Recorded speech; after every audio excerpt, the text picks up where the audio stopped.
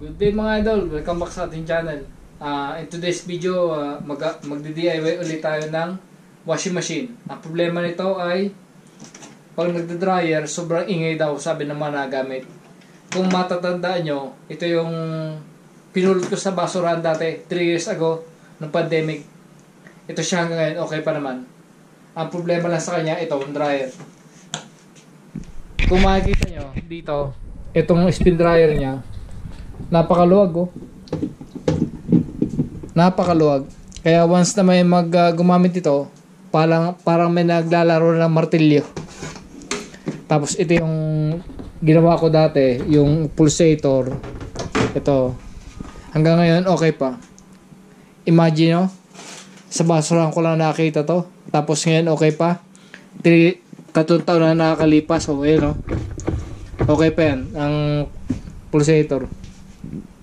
So ang gagawin ko rito, chinek ko kasi ang magiging ang tatanggalin ko na screw, itong line na to, paikot hanggang dito sa likod. Yan, paikot yan.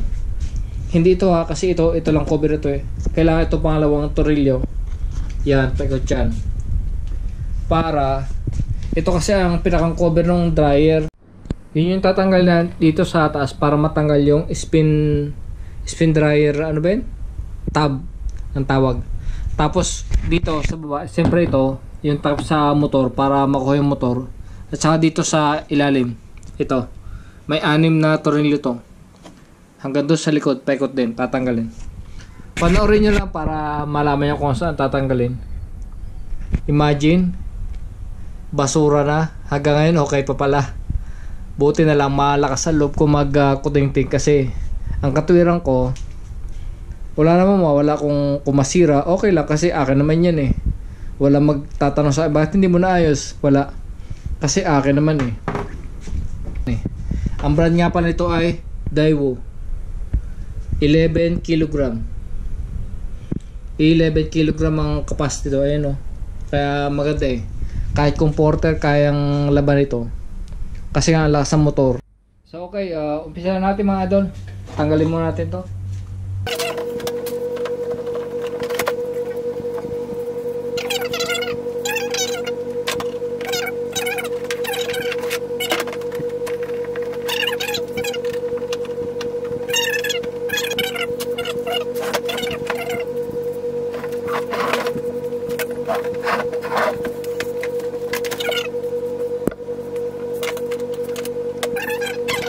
Tira nyo.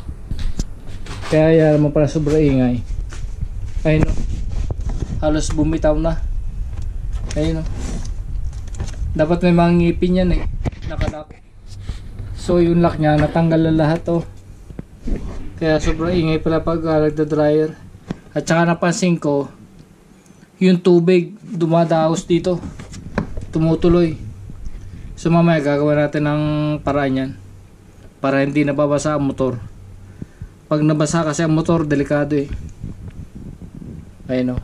Ayun o. Kung makikita nyo. Grabe. Kaya naman pala ang ingay. Bumitaw na yung lock nya.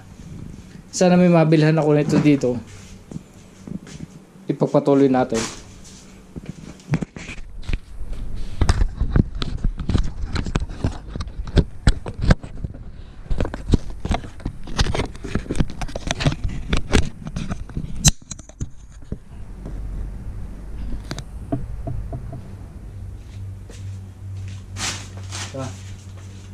Pag-iwalay natin kung mag-iwalay nga.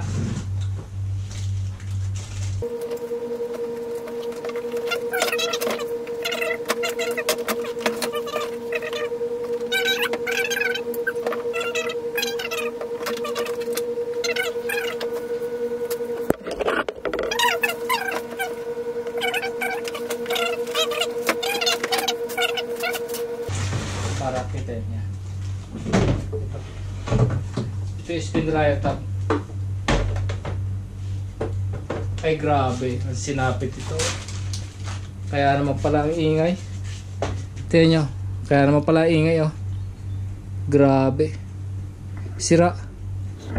Dito yung kaputol yung tab. Ayun o, kung makikita nyo, yung kaputol nya nakalagay pa rito. Ito yun o. So putol talaga siya, nawasak. Kaya naman pala ang ingay. Hugutin ko. Ayun o. Dapat to isang buo nakaganyan o. Dapat nakaganyan. Isang buo siya nakaganyan. Kaya nangyari, nasira. So ang ingay, kumakalog. Ipakita ko lang yung ginagawa ko. Ito yung kailangan higpitan. Medyo mahaba kasi ito eh. Itong puwitan ito medyo mahaba. Tapos yung sinasabi ko kanina na nilagyan ko ng plastic, ito yun oh. So yung motor nya hindi mababasa. At saka ito, dun sa may washer nya, yung motor medyo may tumatagas ng tubig. Dito sa pulsator nya motor, may natagas ng tubig dyan. So yung tubig napunta sa motor, tapos tinatapon niya rito. So kailangan ito may plastic. Itong katulad ng ginawa ko, lalagyan ko rito ng plastic sa bandang to para hindi siya tatama sa spin dryer motor. Dito nakaganon lang siya, nakaganon lang. Ayan siya oh. Dito bali may para may payong. Ayan o, nagpasa niya hanggang dito. Kasi kung makikita nyo, ito yung motor, yan yung motor nya. Tapos katabi, halos lang, katabi lang niya yung spin dryer motor. So kung minalabas sa tubig dito, tapon niya rito. Kaya ito may plastic. So kailangan tanggalin ulit ito para mailagay, maibalik pala. Tanggalin natin.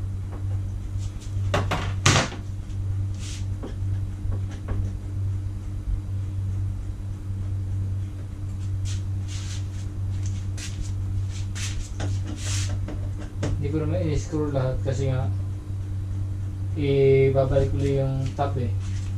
Hindi kasi kasya dito. Ito maliit, kailangan tanggal talaga. So tanggalin natin. Teka. Yun! Tapos ilagay nyo muna rin sa baba. Yan. So ito na mga idol, nakabili na ako sa electronic shop eh, no?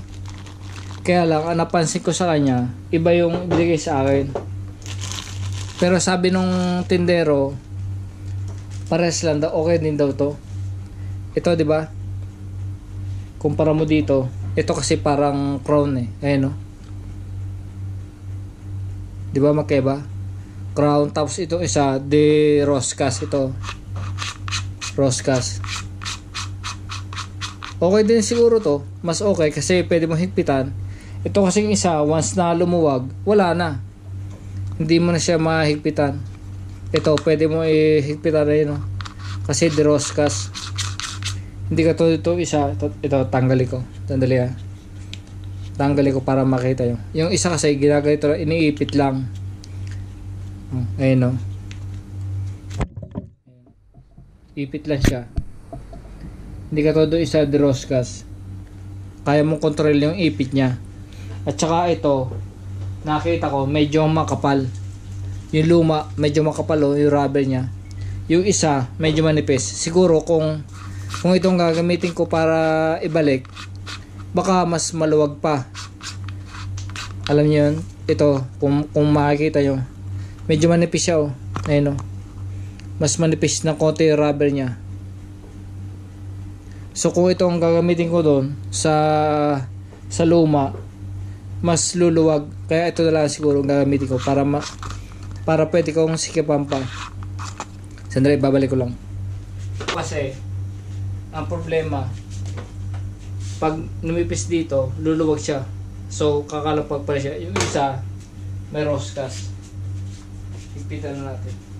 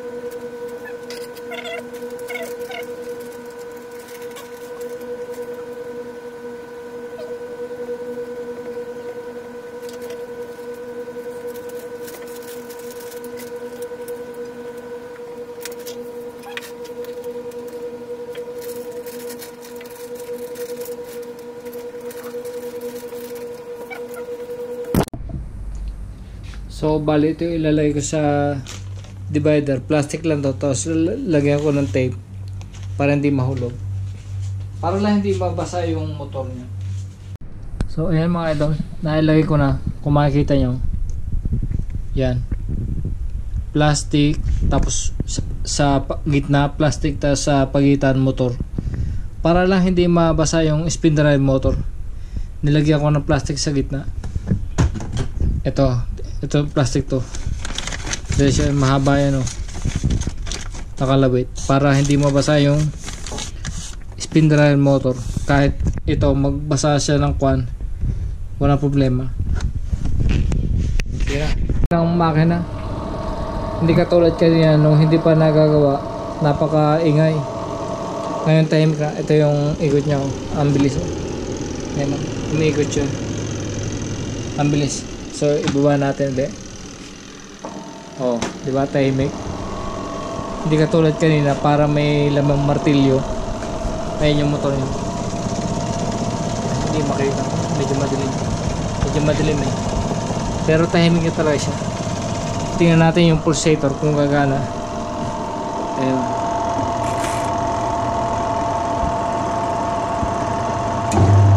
ayun, gumagana din. Yan yung ginawa ko dati 3 years ago. 3 years ago, ito yung napulot ko sa basurahan. Na itatapon na sana. Sabi ko, kung okay lang na akin na lang. Kasi ang washing machine namin dito dati ay napakaliit. Twin tub din naman, pero ang liit. Parang 7.5 kilo lang yata, o 7 kilo. Basta maliit. Eh dito ngayon, kahit kung porter, pwede namin laban dito. Kasi 11 kilo to eh. Malaki. So ganoon na lang mga idol. Pagka kunyari may kapares, kasi kahit hindi pares na washing machine, basta ganun yung related na problema, yung maingay pag dinadryer, tapos nababasa ang motor, ganun lang gawin nyo. Katulad ng ginawa ko.